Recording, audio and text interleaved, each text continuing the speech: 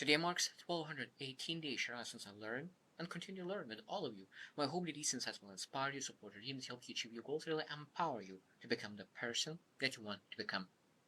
Today, speak about really keep repeating mistakes and over again. It could be a month, it could be a week, it could be a year, it could be maybe even 5 years of repeating mistakes, and in feeling that maybe there is not as many wins as you hoped for, wished for, expected for. And it seems that when you look into like wins, there is not as that many wins. There's a lot of mistakes, a lot of lessons, a lot of failures. It may be even stuck per se. And I think that today I need to look into that. That's a good moment to really be aware that maybe you made a lot of mistakes. I think that the biggest thing that we're able to really gather from that is that something needs to change. If you keep repeating the same mistake and you end up being this very, very similar position, that means something needs to change.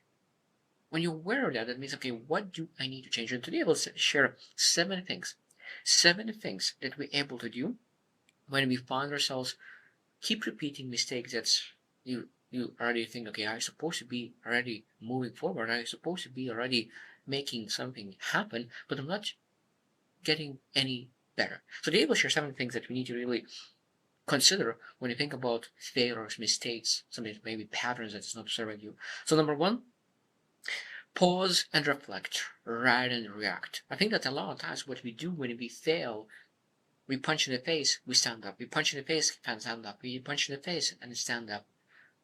And sometimes it's great. It's even saying that it doesn't matter how many times you are knocked down. What matters how many times you stand up. But I think that's what is very, very important is really being able to give yourself time to reflect. Why I got punched in the face in the first place? What did I do wrong? People have been getting punched every time and they just stand up and I get punched. I stand up, get punched. Maybe there's something that they're able to change, improve. So rather than reacting and jumping right away, staying on the ground and really reflecting, what is that I could do differently when I will stand up? What are the things that I could shift, pivot, improve? Now, next time when I stand up, I don't get punched to the ground immediately. Maybe I'm able to really look into the things that I'm able to improve that I could stand and maybe never fall down again. But I don't think that's possible. Like we always get punched, but I think that when you really learn to really improve, you get better. Now you get punched only once in a while, not like very often. Number two is take ownership without self punishment. Take ownership without self punishment. So there's a lot of people who blame others, blame circumstances. So that means that they not look in the mirror and not say that it's your fault.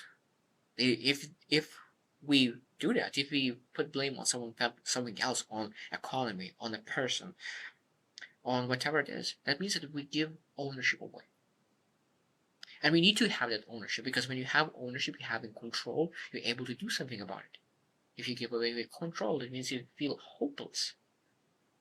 Second thing that people do, and I think that this is very, very detrimental, is punishment. Shameful. Like, you loser, how you can really do that?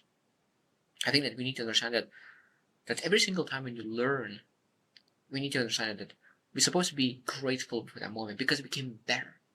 So now we need to have that self-compassion. Now you wear this kind of mindset. This is where you wear the knowledge, with understanding, with wisdom. But now when you made a mistake, you reflected. Now your wisdom is here. Your knowledge, understanding is here. So that means you are better. You will not do that again. So being able to be grateful that you will not do the same mistake.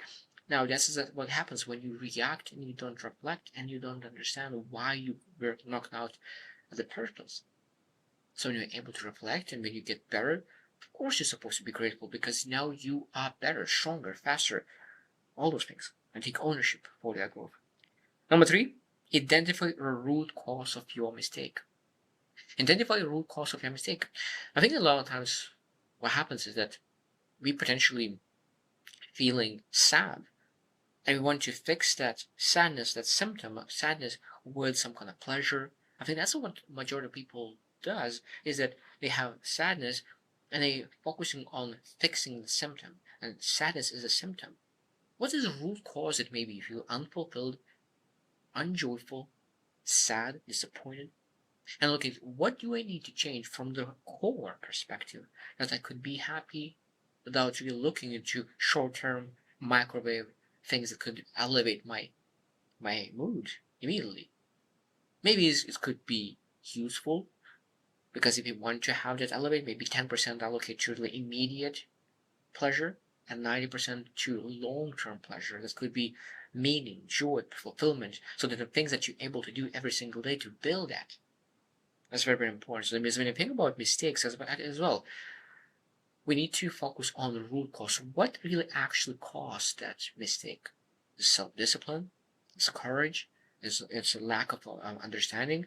Maybe procrastination? What are the root cause? Maybe insecurities. What are the root cause when you understand that?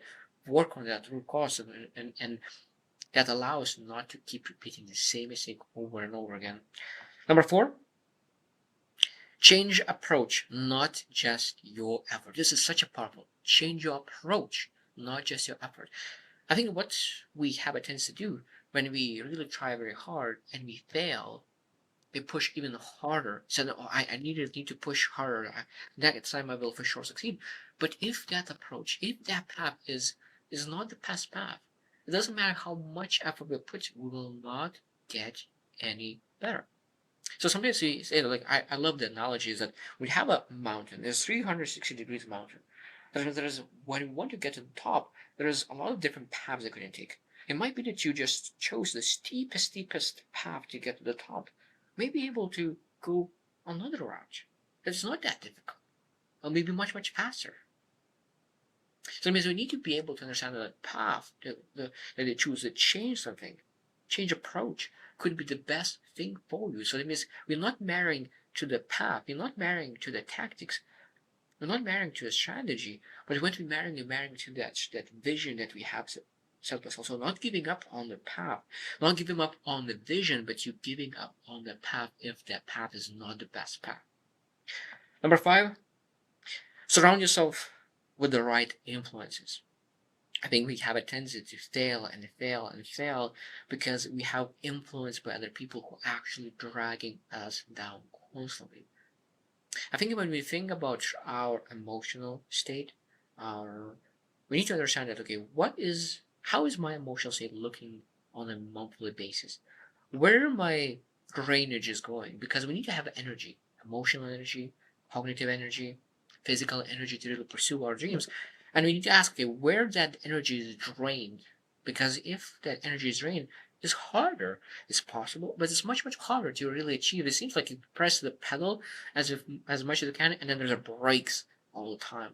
It's very hard to move when you have gas and brakes at the same time. It's almost stuck in the same place. And when you're stuck and not able to move, of course you will fail because you're not moving fast enough to get some kind of results.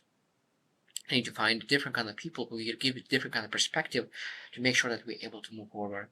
Number 6, accept the progress, and it is messy and non-linear. Accept the progress. So that means that it might be that sometimes it's just part of the journey because we need to fail 1, 2, 3, 4, 5. Some people really fail 13 times in a row until they're finally able to hit something that's just. Some people need 5, some people 2, some are lucky to really use the first thing. I think the most important part is really doing the right thing, being able to improve. Because if you're not improving in general as a character, as a knowledge, as a wisdom, that experience didn't add anything to you. But if you actually improved, actually reflected on that growth, on that experience, that means that this was a valuable experience that you'll be able to transition that into something else. Because if you didn't learn, it doesn't matter.